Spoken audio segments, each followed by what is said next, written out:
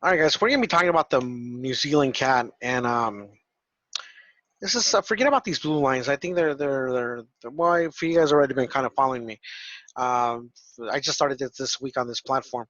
I do use FXCM, by the way, but I have my other account that I was my original account that I had. This is a demo account, which allows me to actually use the dollar index. That's why I have this here.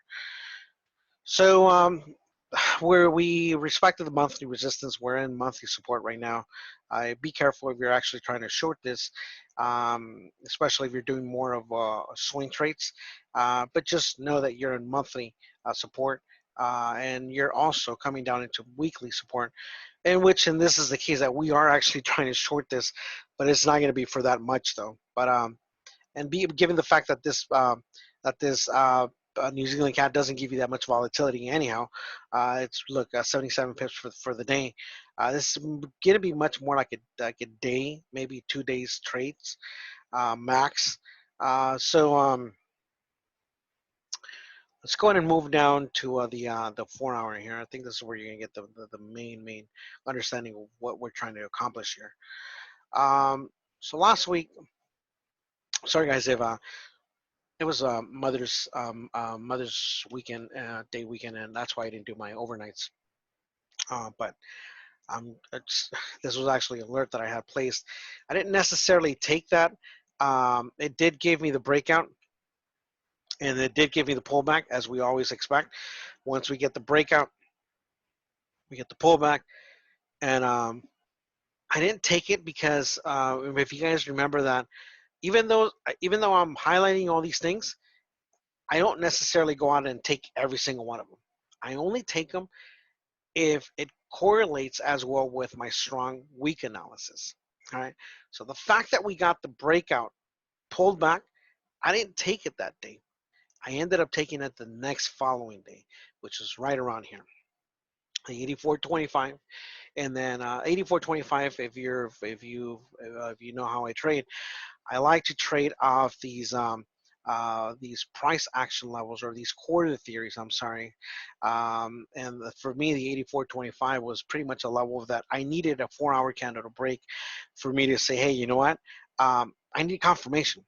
So anyhow, when I took it right around here, I did take some heat.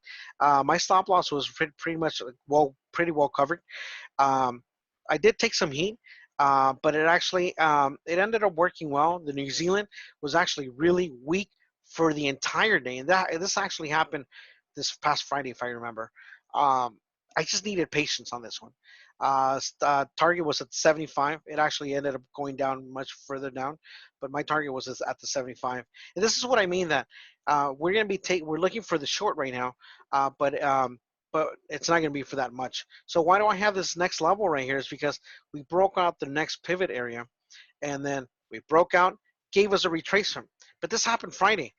I don't really take on new day trades or swing trades on Fridays. It's just my worst days for me to do that.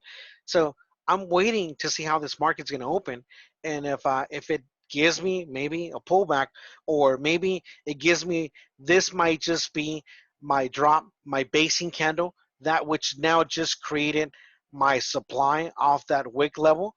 My next, if I get anything that just comes in on the lower time frame, maybe a 30-minute chart that just comes in, floats around this area and then drops it, then yeah, where am I going to take it to? Well, my next opposing level, which is the 82 to 82.75, I believe. Let me see. Give me 1 second. I think I don't have it at the 82.85. I need to look at my lower time frames here. Give me 1 second. 82.95. 82.95 is my next level. Which, if you want to get out, maybe take it at the 83 level. But I think actually I would get out at the 83 level. Yeah, there's even a gap right there. All right, so maybe get out at the 83 level. Just kind of play it on the safe side, guys. So that would be the game plan. But once again, it's one of those typical trades that we set up alerts.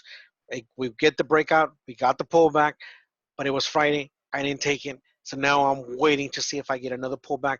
Maybe this is going to be your next supply unfilled orders right there. We come in, we take out these orders, and then we come back down. But I'm not looking to actually take it back down. See, let's put out the roller right here. Even if it comes down, that's well within 70 pips. And what is your daily ATR? So we said 70 pips as well. Let's go ahead and take a look at the daily ATR, 77 pips. So it plays well within our day trade right there. So that's pretty much the last trade that I have. I'm not looking for any longs. I'm definitely not looking for any longs. We created supply right there.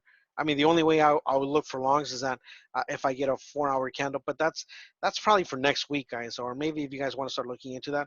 If we break that 4-hour previous pivot, we get the pullback, and then um, we take it up to the next 4-hour supply right there.